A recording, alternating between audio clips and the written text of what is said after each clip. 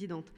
Alors avant de répondre à Madame Lopez et puis Madame Etono, je voulais déjà partager avec vous le fait que je suis la nouvelle vice-présidente au transport en charge des transports scolaires, et je voulais faire un petit bilan avec vous en vous disant que malgré ce que j'ai pu entendre par Madame Lopez tout à l'heure, depuis ma prise de fonction, nous avons été sur le terrain avec les services, en concertation avec les élus et l'ensemble des services. Et je pourrais vous montrer mon agenda, si vous le souhaitez, Mme Lopez, pour vous rendre compte que nous avons été sur l'ensemble des départements et rencontré l'ensemble des agents. Et je voulais à ce titre remercier les services de transport qui étaient, je vous rappelle pour tout le monde, départementaux, qui sont devenus régionaux, l'ensemble des agents qui travaillent et qui ont travaillé très fortement tout cet été pour la réalisation de cette rentrée.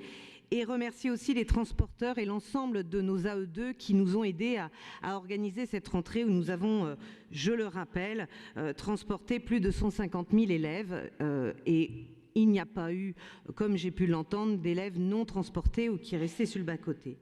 Je voulais valoriser leur travail et puis leur dire que malgré ce que vous disiez tout à l'heure, Monsieur Clergeau, que nous sommes peut-être pas tout à fait d'accord sur la même politique, mais que nous n'avons pas de critique directe envers les services, etc. Je trouve que quand on lit partout que la rentrée a été ratée, pour les services, c'est dur. Voilà. Et donc, je ne pense pas qu'on puisse dire aujourd'hui que la rentrée soit ratée, puisque tous les élèves sont bien dans leurs établissements, en sécurité, que l'ensemble des élèves ont été emmenés. Donc je trouve ça difficile. Alors, par rapport à ce que vous avez dit tout à l'heure, Madame Lopez, c'est vrai que vous avez été très impliquée dans le 44, je l'entends, et d'ailleurs votre discours est très Loire-Atlantique. Moi, je vais avoir un discours régional, excusez-moi, mais je suis plutôt conseillère régionale et en charge du transport régional. Donc, l'usage d'exemples personnels ou local pour justifier une politique régionale, pour moi, c'est facile et c'est pas représentatif quand même du collectif. Tout à l'heure, vous nous avez parlé des gilets, par exemple, en disant, oui, vous avez annoncé les gilets à la Toussaint, ce sera pour Noël.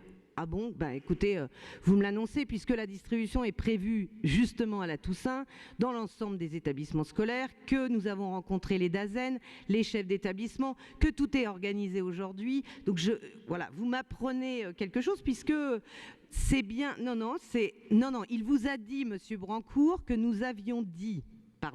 que nous n'avions jamais annoncé une distribution au 1er septembre, que nous avions annoncé une distribution d'ici Noël. Et moi, je vous annonce que cette distribution commence à la Toussaint. Donc voilà, pour aller à l'encontre de ce que vous avez dit en tout cas. Et puis, pour la distribution des gilets, je trouve que c'est important quand même de vous préciser que c'est un choix aussi. La distribution des gilets, il n'y a qu'un seul département. Alors, certes, c'est le vôtre, c'est le 44, je suis d'accord, mais qui donnait des gilets au 1er septembre, mais ce n'est pas le cas des autres départements. D'abord, c'est le premier point. Deuxième point, nous souhaitons le donner à l'ensemble de la région en même temps. Et en plus, on a décidé de le donner avec une vraie politique de sécurité et une vraie pédagogie. Madame Lucas nous en parle souvent de la pédagogie et des élèves, et je peux vous dire que donner un gilet sans aucune explication, sans aucune pédagogie, ça ne sert à rien.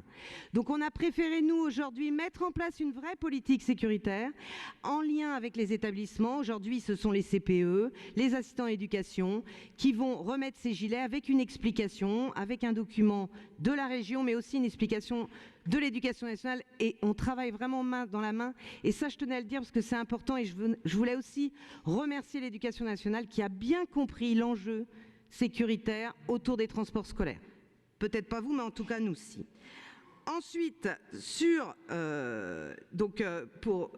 ensuite tout à l'heure, quand vous dites que les gens sont unanimes sur l'idée que des élèves soient mal transportés, que les transports soient trop longs, etc.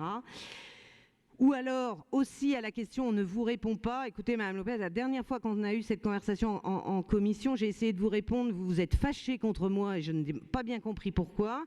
Sachez en tout cas que nous avons totalement conscience de la difficulté parfois des transports et de la durée, que nous avons aussi conscience parfois des familles qui nous demandent de venir chercher leurs enfants à leur porte et que c'est pas facile. Je répondrai tout à l'heure aux questions orales, mais je rappelle encore une fois que notre responsabilité en tant que conseillers régionaux, c'est de répondre à l'ensemble de la population et pas à des cas individuels ou personnels. Merci. Je laisse la parole à Johan Beaublin.